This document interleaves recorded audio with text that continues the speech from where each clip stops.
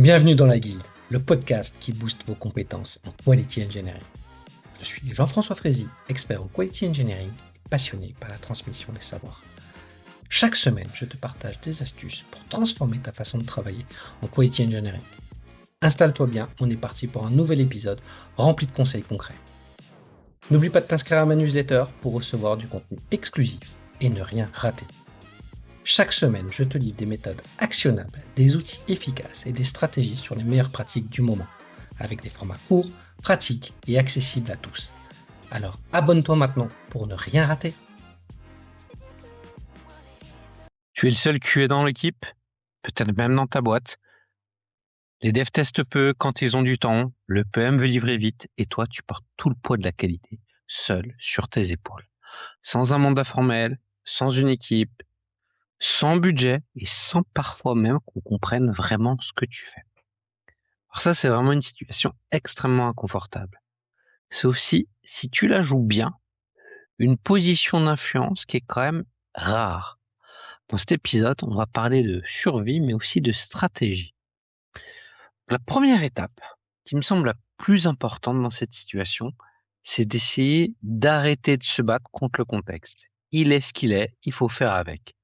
L'équipe n'a pas de culture qualité forte, c'est un fait. Mais c'est pas un problème que tu peux résoudre en 2 semaines. Si tu arrives avec une posture de militant de la qualité qui veut tout changer tout de suite, tu vas générer de la résistance, tu vas te retrouver isolé, tu vas être considéré comme l'empêcheur de tourner en rond. La bonne posture de départ, c'est d'être ce que j'appelle moi un observateur, je dirais même un observateur stratégique. Les premières semaines, tu cartographies.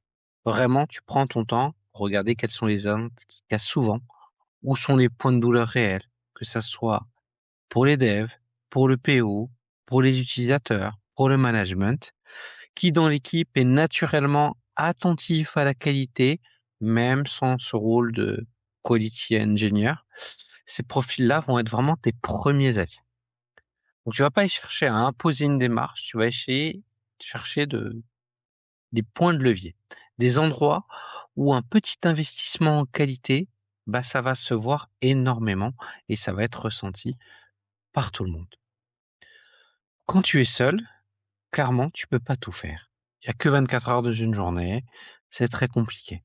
Si tu essayes, tu vas te brûler, tu vas pas choisir forcément les bons combats, tu risques de faire un burn-out et surtout, tu n'auras pas de résultat visible. Donc, le plus important, c'est de choisir ses batailles et de les gagner. Le premier challenge à essayer de relever, c'est de regarder les bugs qui reviennent souvent, ceux qui sont systémiques. Si on identifie 2-3 qui seraient sprint à sprint, mise en prod après mise en prod, ces cas d'erreur qui sont non gérés et qui sont pas identifiés avec une vraie cause, avec une vraie route cause, c'est vraiment un vrai problème qui va être important parce que tu vas apporter une solution concrète et ciblée.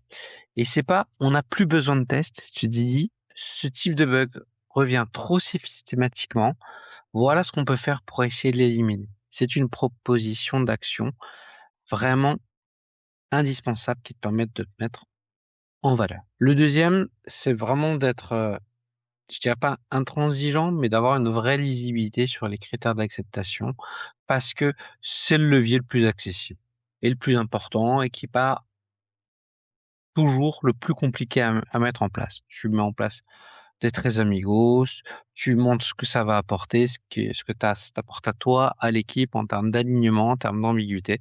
Et normalement, ces résultats, ils se voient assez rapidement, sans nécessiter de gros investissements en temps ni en infrastructure. Et tu peux dealer, tu dis, on essaye sur 3 sprints, on voit ce que ça donne. Et si ça se passe bien, ça devrait continuer parce que tout le monde y voit de la valeur.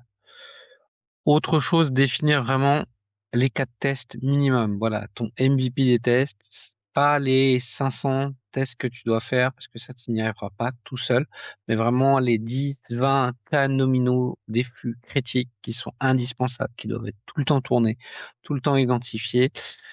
Déjà les identifier et après, une fois que ça devient que que c'est clair pour tout le monde, tu peux mettre en place une stratégie d'automatisation que tu peux co-porter avec un développeur. Donc clairement, là, ce que tu es en train de construire, c'est ton influence et tu n'as aucune autorité formelle, mais ça se construit avec 3 piliers. Le premier, c'est de rendre visibles les problèmes, les bugs récurrents, comme j'ai dit, qui coûtent du temps et de l'argent au projet. Si toi tu les mesures, tu vas en parler de façon factuelle et ça va devenir quelque chose d'important. Donc commence en langue simple, un fichier Excel, si tu as Jira, utilise Jira. Bref, ne fais pas de la bureaucratie pour de la bureaucratie, mais fais quelque chose qui permette d'être visible et de travailler ton argumentaire pour les prochaines discussions autour des sujets de la qualité. Et donc pour ça, il faut vraiment que tu choisisses tes vecteurs qui vont être rapides et visibles. Pas des choses qui vont se voir dans 6 mois, mais des choses qui vont se voir dans les 30 premiers jours, puis dans les 3 premiers mois. Ça, c'est super important. Donc il faut le mettre en avant, le partager et que ça soit mis en avant, notamment lors des rétrospectives. Ça, c'est vraiment quelque chose de stratégique à mettre en place. L'autre levier qu'il faut que tu adaptes, c'est surtout toi, t'adapter et notamment au langage de l'équipe. Donc, si toi tu parles QA avec des indicateurs QA, avec des problématiques QA, tout le monde va penser que tu vas résoudre tes problèmes à toi. Ce qu'il faut, c'est que quand tu vois le PM, tu dis, je pense roadmap, délai, impact. Quand je parle avec les devs, il faut qu'ils comprennent qu'ils pensent code, technique. Donc, il faut que j'adapte le discours, mais pas le fond de mon message. Je vais moins parler de couverture de test, mais plus de risque de dérapage de sprint.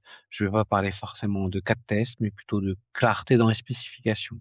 Bref, le même message, mais traduit avec le bon langage, qui va avoir forcément plus d'impact auprès de ces parties prenantes. Le dernier point, il est important.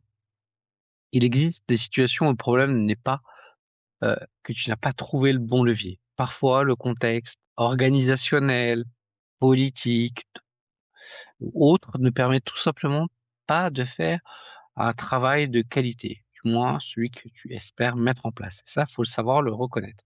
Donc, il faut clairement que tu identifies les signaux d'alerte de façon claire. Par exemple, un PM qui considère que la qualité ralentit les livraisons et le fait clairement sentir et contre ton arrivée. Des bugs de production ne génèrent aucune rétrospective, aucune analyse, aucune décision, voilà, aucune action concrète. Tes propositions d'amélioration sont systématiquement repoussées sans vraiment en discussion réelle. Dans ce cas-là, la question n'est plus de comment je vais faire pour influencer, pour valoriser mon travail, mais c'est est-ce que je peux continuer à porter seul une responsabilité que l'organisation finalement ne reconnaît pas. Donc c'est une question légitime et il faut y répondre honnêtement.